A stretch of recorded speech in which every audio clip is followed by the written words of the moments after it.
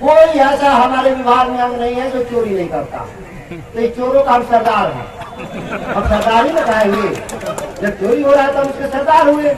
बिहार सरकार में all is not well है, क्योंकि ऐसा लग रहा है जैसे जदयू राजद को धीरे धीरे साफ कर रही है। पहला निशाना पूर्व कानून मंत्री कार्तिकेय सिंह बने और अब सुधाकर सिंह ने मंत्री पद छोड़ दिया है। मतलब क्या ऐसा माना जाए कि नीतीश कुमार ने भाजपा से गुण सीखकर अब उसका इस्तेमाल राजद पर करना शुरू कर दिया है? क्या अमित शाह वाली चाणक्य नीति नीतीश कुमार राजद पर चला रहे हैं, क्योंकि लगातार राजद के 2 मंत्री का पत्ता साफ हो चुका है। कार्तिकेय सिंह को अपहरण के आरोपी होने की वजह से कानून मंत्री का पद छोड़ना पड़ा और अब सुधाकर सिंह को सच बोलना रास नहीं आया। दरअसल मंत्री बनने के बाद से ही सुधाकर सिंह विवादों में घिर गए। पहला विवाद चावल घोटाले को लेकर खड़ा हुआ, जिसमें सुधाकर सिंह लगातार विपक्ष के निशाने पर रहे। फिर सुधाकर सिंह ने अपने विभाग की पोल खोलनी शुरू कर दी। उन्होंने कैमूर में एक सभा को संबोधित करते हुए कहा था कि उनके विभाग में चोरी है और वो चोरों के सरदार हैं। इतना ही नहीं, इसके बाद वो अपने बयान पर कायम भी रहे। फिर मंत्रियों की बैठक में जब नीतीश कुमार ने उनसे सवाल किया तो वो बैठक छोड़कर चले गए, जिसके बाद नीतीश कुमार ने मीडिया से बात करते हुए कहा कि इस मामले को डिप्टी सीएम तेजस्वी यादव देख रहे हैं। इसके कुछ समय बाद ही सुधाकर सिंह ने इस्तीफा दे दिया। मतलब साफ है, जिस तरह से राजद के नेता बिहार में काम को लेकर आगे बढ़ रहे थे वो जदयू को ठीक नहीं लगा। तेजस्वी का पीएमसीएच समेत कई अस्पतालों का निरीक्षण करना और सुधाकर सिंह का सच बोलना क्या नीतीश कुमार को नागवार गुजरा और फिर धीरे धीरे जदयू राजद को अपना निवाला बनाने लगी। कोई ऐसा हमारे विभाग में अंग नहीं है जो चोरी नहीं करता। तो ये चोरों का हम सरदार हैं, अब सरदार ही बताएंगे। जब चोरी हो रहा है तो हम उसके सरदार हुए। सुधाकर सिंह के इस्तीफे के बाद से ही भाजपा अब नीतीश कुमार पर हमलावर है। संजय जायसवाल ने कहा कि बिहार में अफसरशाही है, तो कहीं ऐसा तो नहीं कि लगातार अफसरों पर गिरती गाज से नीतीश कुमार बौखला गए हैं और फिर निशाना राजद को बनाया गया है? क्योंकि जिस तरह से तिरंगे पर लाठी बरसाने वाले एडीएम पर तेजस्वी ने दोषी होने पर कार्रवाई की बात कही थी और कार्रवाई हुई भी, वो नीतीश कुमार को ठीक नहीं लगी। फिर सैनिटरी पैड पर सवाल करने पर हरजोत कौर विवादों में घिरी और सरकार को कुछ समझ नहीं आया। ऐसे में क्या ये माना जाए कि बिहार के अधिकारियों के खिलाफ सच बोलना मना है, और अगर सच बोला जाएगा तो सुधाकर सिंह की तरह पद छोड़ना पड़ सकता है? ये मैं नहीं कह रहा, खुद राजद के प्रदेश अध्यक्ष के बयान से साफ है कि सिर्फ किसानों के हित की बात करने से नहीं होगा, उसके लिए त्याग देना होगा। इसलिए सुधाकर सिंह ने त्याग पत्र दिया है ताकि सरकार बिना किसी लड़ाई झगड़े के चल सके। मतलब साफ है, नई महागठबंधन सरकार में सब कुछ ठीक नहीं है। मतलब नई सरकार के गठन के बाद ज्यादा सीट रखते हुए राजद काम नहीं कर पा रही है और जो काम करने का प्रयास कर रहे हैं उन्हें बाहर जाने पर मजबूर किया जा रहा है।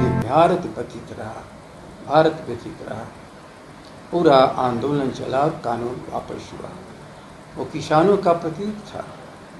किसानों से अलग ये भारत है ही नहीं है, इसे गांधी ने समझा था, लाल बहादुर शास्त्री जी ने समझा था। और जो इस रास्ते पर चलते हैं गांधी के और किसानों को अपना मानते हैं, क्योंकि ताकत ही हमारी सबसे बड़ी ताकत है।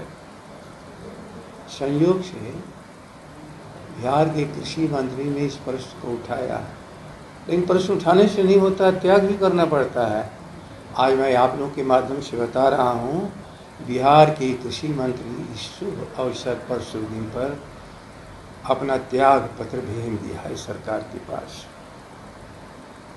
क्योंकि हम नहीं चाहते हैं कि कोई लड़ाई आगे बढ़े। लेकिन किसान, याद रखिए, किसान और जवान कभी भी इसकी भूमिका को नकारा नहीं जा सकता है। इसलिए आज के दिन बिहार के कृषि मंत्री ने किसानों, मजदूरों, गांव वालों के हित में अपने त्याग पत्र को भेज दिया। अगस्त के महीने में जब सत्ता का हस्तांतरण हो रहा था, पूरे अगस्त यूरिया की लूट हुई है और बिहार का प्रत्येक किसान त्राहिमाम कर रहा था। 700 रुपये, 800 रुपये में बिहार में यूरिया बिका है। और जिस प्रकार से कृषि विभाग के अफसरों ने होलसेलर्स के साथ मिल करके यह पूरा नेक्सस चलाया था, सुधाकर सिंह जी ने उसके खिलाफ आवाज उठाई। नीतीश जी की सरकार में अफसरशाही का चरम बोलबाला है। नीतीश जी कभी इस बात को बर्दाश्त नहीं कर सकते हैं कि कोई भी व्यक्ति अफसरों के खिलाफ बोले। बहरहाल महागठबंधन सरकार बनते ही वो लगातार विवादों में घिरी रही है। कार्तिकेय सिंह से शुरू हुआ विवाद अब सुधाकर सिंह तक पहुंच चुका है। तो क्या ऐसा माना जाए कि बिहार में मंत्रियों के सच बोलने पर पाबंदी है? क्या मंत्री अगर किसानों के हित की बात करेंगे तो उन्हें इस्तीफा देना पड़ेगा? या ये माना जाए कि नीतीश कुमार राजद के साथ मिलकर राजद को ही निगलने की कोशिश में हैं और अभी के हालात के हिसाब से वो कामयाब होते भी दिख रहे हैं? क्या नीतीश कुमार के भाजपा के साथ बीते 17 सालों के एक्सपीरियंस का एक्सपेरिमेंट अब वो राजद पर कर रहे हैं? क्या ऐसा माना जाए कि जदयू का राजद के साथ आना कोई सहयोग नहीं, 2024 और 25 के लिए कोई बड़ा प्रयोग है जिसे शायद राजद समझ नहीं पा रही है? अब देखना है इन सब कयासों के बीच असल सच्चाई से राजद कब तक रूबरू हो पाती है। Bureau report, news 111। न्यूज़ 111 के वीडियोस को देखने के लिए चैनल को सब्सक्राइब करें और बेल आइकन का बटन दबाएं।